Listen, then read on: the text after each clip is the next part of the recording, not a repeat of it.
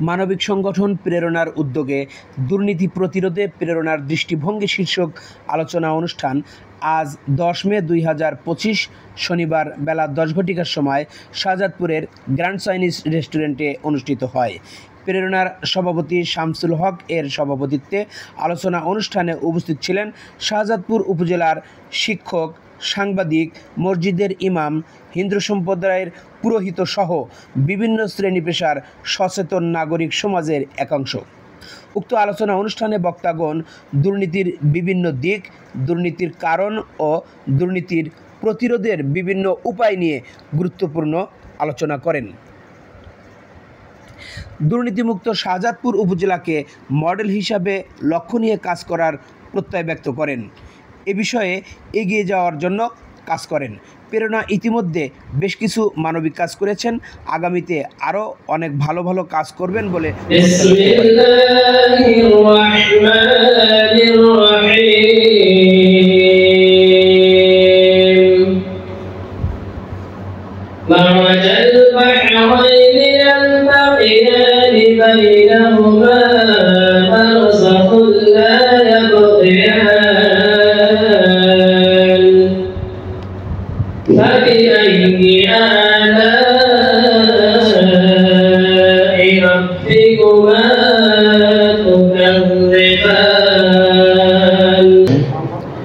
সবুজ আচার্য,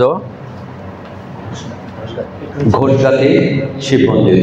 ওম জরা জরা হি ধর্মস্বর্গাণি ভবতি ভব অভ্যুত্থানম ধর্ম। শিক্ষা প্রতিষ্ঠানের দুর্নীতি, মসজিদ মাদ্রাসার দুর্নীতি, কর্মস্থলের দুর্নীতি, সরকারি প্রতিষ্ঠানের দুর্নীতি, সবখানে আমরা দুর্নীতি বন্ধ হয়। আরবিতে এই দুর্নীতিকে বলা হয় ফাসাদ। সূরা মায়েদার 64 নম্বর আয়াতের শেষ অংশে আল্লাহ তাআলা বলেন, আল্লাহু লা ইউহিব্বুল মুফসিদিন। আল্লাহ তাআলা দুর্নীতিকারী যারা, দুষ্কৃতিকারী যারা, তাদেরকে কখনোই পছন্দ করেন না। তো যদি আল্লাহর ঘোষণা এটা ছিল, আমরা আলোচনা শুরুতেই জানবো যে দুর্নীতি দুনিয়াতে আমরা আসার পরে কোত্থেকে আসলে এই দুর্নীতি। কোরআন এবং হাদিস গবেষণা করতে গেলে আমরা খুঁজে পাই এই পৃথিবীর জগতে প্রথম মানব যিনি ছিলেন আদম আলাইহিস সালাম এবং তার স্ত্রী আমাদের মা হাওয়া আলাইহিস সালাম। ওনারা দুইজন ছিলেন এই পৃথিবীর প্রথম মানুষ এবং ওনাদের গর্ভ থেকে যখন সন্তান দুনিয়াতে আসলো, প্রথম দুইটা সন্তান ছিল, একজনের নাম ছিল হাবিল আর একজনের নাম ছিল কাবিল। এই হাবিল এবং কাবিলের মধ্যে একটা মেয়েকে বিবাহ করার সম্পর্ক নিয়ে বা বিবাহ করার বিষয় নিয়ে তাদের মধ্যে একটা গ্যাঞ্জাম সৃষ্টি হয়, ফাসাদ সৃষ্টি হয় এবং সেখান থেকে একজন ভাই আর একজন ভাইকে হত্যা করে ফেলে, মেরে ফেলে একটা মেয়েকে বিবাহ করার কারণে, বিবাহ করার বিষয় নিয়ে, যে কারণে তখন থেকে এই দুর্নীতির আবির্ভাব, দুর্নীতির সূত্রপাত। ঠিক ওইখান থেকে শুরু করে আজ পর্যন্ত শুধু বাংলাদেশ নয়, তামাম পৃথিবীর প্রত্যেকটা জায়গায়, প্রত্যেকটা সেক্টরে, প্রত্যেকটা দেশে, প্রতিটা জায়গাতে এই দুর্নীতির আগ্রাসন আমরা দেখতে পাচ্ছি। সামাজিক ব্যাধিতে আজকে রূপ নিয়েছে।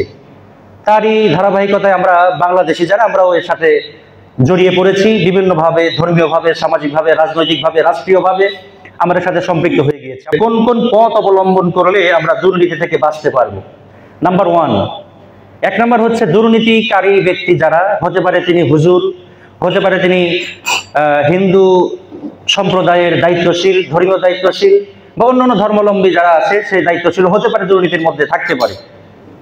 তো এখান থেকে বাঁচার মূল পয়েন্ট যেটা, প্রথম কাজ যেটা, সেটা হচ্ছে আমাদের যিনি সৃষ্টি করেছেন, হিন্দু ধর্মাবলম্বী যারা, তারা ঈশ্বর বলে থাকেন বা প্রভু বলে থাকেন। আমাদের মুসলমানদের মধ্যে আমরা আল্লাহ বলে থাকি, খ্রিস্টানদের মধ্যে গড বলে থাকি। যে কোনো অর্থে আমরা ধরি, সৃষ্টিকর্তা যিনি, প্রভু যিনি, মালিক যিনি, স্রষ্টা যিনি, একমাত্র তার ভয় যদি আমাদের অন্তরে জাগ্রত থাকে সদা সর্বদা, একমাত্র আল্লাহর ভয়। একজন ব্যক্তির মধ্যে যখন আল্লাহর ভয় থাকবে, তখন তার দ্বারা অন্যায়, অপকর্ম, অন্যায় কোনো কিছু হওয়ার কোনো সম্ভাবনা থাকবে না। দেখুন, আমাদের বাংলাদেশের মধ্যে প্রত্যেকটা সেক্টরে দুর্নীতি। একটু আগে আমাদের পাইলট স্কুলের প্রধান শিক্ষক উনি বলেছেন শিক্ষা খাতে দুর্নীতি। তার একটু আগে ধর্মীয় আলোচনা করতে একজন বলেছেন ধর্মীয় খাতে দুর্নীতি।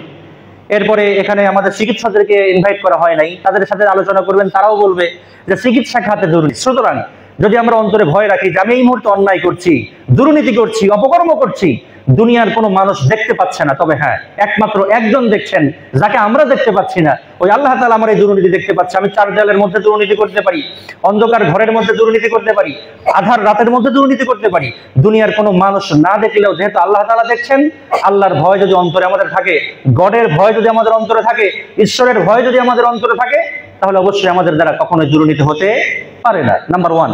2 নম্বর হচ্ছে, একটু আগে আমি বলেছি যে কথাটি শিক্ষা খাতে দুর্নীতি, যে সর্বদা ইসলামী শিক্ষার প্রচারণা করা।